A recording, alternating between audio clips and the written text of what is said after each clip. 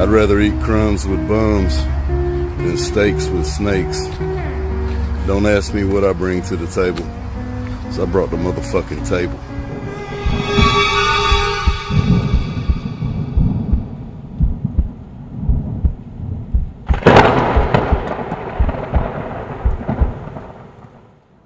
What up, everybody? First of all, really quick, I just want to say happy Thanksgiving to everybody, man. I hope everybody's doing well and I hope everybody's safe.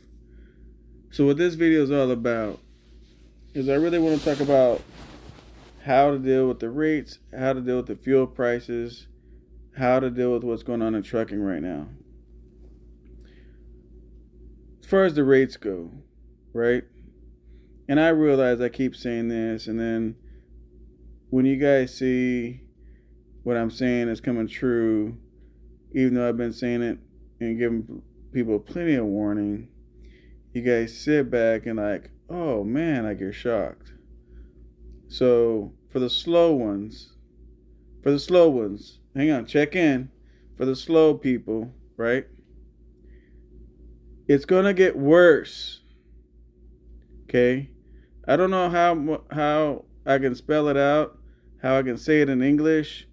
I don't know. Maybe I'll get I don't know. For the slow ones, it's going to get worse. And I keep telling you guys, make your moves now.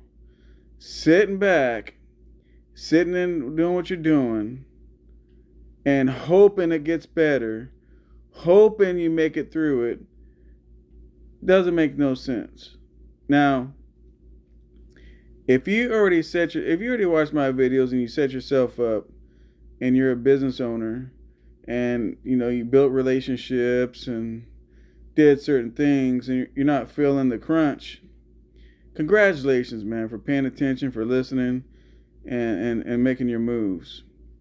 For the rest of the people that don't believe nothing until it happens to them, it's you guys that are going to be the ones hurting through this whole process. Because and it's common for folks out here like, oh, SoCal's full of shit. It ain't happening to me. And then when it happens to you, you're like shocked, like, oh my God, what do I do? The sky's falling down. I'm gonna lose everything. What happened? Come on, bro. Anyway, let me help you guys out on something. If you guys go somewhere and the rate is cheaper than you expected, let's say $1 or $1.30 or whatever, right? The best thing you can do, number one, is do short miles, right? You don't want to go from the East Coast to West Coast locked in at $1.20 when maybe you can just do like maybe 100, 200 miles, get the hell out of there, find another lane where it's going to pay you more, right? But there's a lot of ways, guys, to get through this and be okay. And I know a lot of people don't want to do this, but I'm going to say it anyway. Anytime it's not profitable to run a lot of miles, common sense is run short miles. Now, for a team, short miles they won't do too well. But for everybody else, short miles. So let's just say it costs $1.50 all in as far as what you need per mile to keep your business going. $1.50, right? So let me ask you a question. Does it make sense to run $1.50, run 2,000 miles and break even? Or how about find something shorter? Maybe you can find something for like 300 miles, paying you like $1,500, right? I know what you're saying. Like, oh man, so okay, but that's short miles. But the reality is this. The short miles still will pay most of the time. But eventually that's even going to catch up, right? So another thing you have to look at is on the short miles, see where you're loading and unloading. Because if I say short miles and you go somewhere and you sit all day for let's say 100 miles, $3 a mile is $300. Let's just say they give you $5 a mile, which is $500, but you sit there all day to load and unload. you know what? It's not worth it then, right? Because it still don't pay your bills. But you guys are business owners. You guys know all this already, So I'm just reminding you, because sometimes you guys forget. Stay on the short miles. Stay in the lane, stay in the area, and run short miles. That's it. Talk to some brokers and stuff like that. Try to get some back and forth stuff, some shuttle stuff. And I know, man, you guys hate it. You guys want to get on a big load and sit on it for a couple of days. But those loads are going to be harder and harder to get. Reason being is because you got mega carriers, and that's all the mega carriers do. That's all Swift, Snyder, JB Hunt. That's what they do. They love that East Coast to West Coast. They love the East Coast to the Midwest, Midwest to the West Coast. They love that kind of stuff. That's what they go after. So you guys being an owner-operator or something like that, try to go after stuff that they really don't want, which is short miles, short hops. And the reason why they don't like that is because they have dispatchers. They like to give you a load, and they ain't got to worry about you for a couple of days. You do short hops, it puts too much work on their dispatchers. You get loaded, unload it, guess what? Now they got to find another load the same day. So think about it. If you have 300 trucks you have to dispatch, it's easy to give them one load and not worry about them for like 2 or 3 days. But think about 300 trucks if they load and deliver the same day. That's putting a whole lot more work on those dispatchers. And that's why, and I ain't saying they don't do short hops, but they tend to do more miles on the loads. And that's exactly what the reason why. As these rates start going down, you're really not going to see, in my opinion, the fuel go down very much. There's going to be times when it's going to go up. Inflation is killing everything. Inflation. And like I told you guys before, this goes beyond trucking.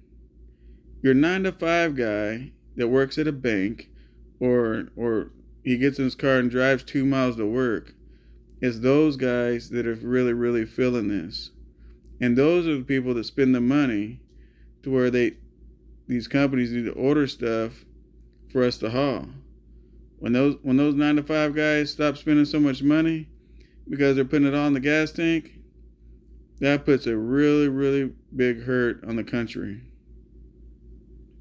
And so there's just a lot of that going on, guys. Typically in this trucking stuff, the rates go up and down a little bit. Fuel goes up and down a little bit. But this is a whole different beast that nobody's even paying attention and thinking about. Seriously, I don't think people really realize how bad this is really going to get. And I'm not here to scare nobody. I'm not here to do nothing. I ain't here to be negative. Look, I teach you guys and tell you guys what is the one thing I always say? I always tell you guys, plan for the worst and hope for the best. If you do that in your business, and let's say I'm wrong about everything that I said, and you plan for all that, guess what? Now you're going to just kill it. So either way, you'll win. So do I think it's a bad time to buy a truck? Absolutely not. This is the time to buy the truck. Because the truck prices are going to plummet. But one thing I'm not seeing right now, I'm not seeing the trailers dropping. And I think the reason why is because there's like a lot of emails and lanes and stuff where people hit me up. And what they want, because let me tell you this, pay attention. These warehouses have less employees. And so I paid attention to this when I'm getting these emails and talking to, sometimes they might be a future customer, but what they want is on this lane, hey, we'll dedicate a lane to you, but we need 5 trailers dropped this spot, 5 trailers dropped at that spot. And the reason why they want that done, guys, is because their staff is very limited, right? So they want the trailers there so they can load them as they can load them. And that's what's going on with that. Typically, when the warehouses are really, really full on staff, as soon as you back up, they just blow the load on you and get out of there. And it's not like that right now. So in between drivers, backing them to the docks and dead time, you're trying to catch up on loading trailers. So the trailers, you're not seeing dropping like we are on the trucks.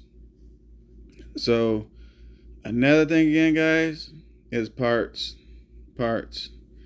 If there's something that's iffy on your truck, I'm telling you right now, replace it. Number one, what that does is, while you still have some money in your pocket, you can put in a starter, you can put in new batteries, you can put in belts and hoses. You can do certain things because you still got some money. If things really get tough and really hard on you, and let's say a starter goes out, you're like, damn, man, it's kind of tough, man. Now I got to buy a starter. So it hurts you guys a little bit more. So you always want to place stuff on your truck when you have some money in your pocket. But to get through all this stuff, guys, short miles. You guys got to do short miles. That's the only way to get through it. Well, one of the ways to get through it. So if you guys have any comments, make sure you guys put it down. I'll try to answer your questions. And you guys can get through this, man. This ain't where every entire truck and trucking company, everything's going to go bankrupt. You just got to think as you move. Think the shit out. There's still money in trucking.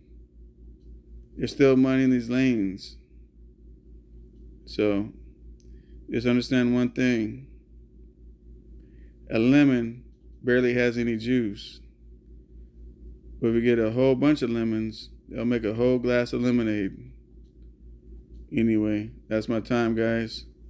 Hit the like button, show attendance, subscribe, hit the bell. And until the next time.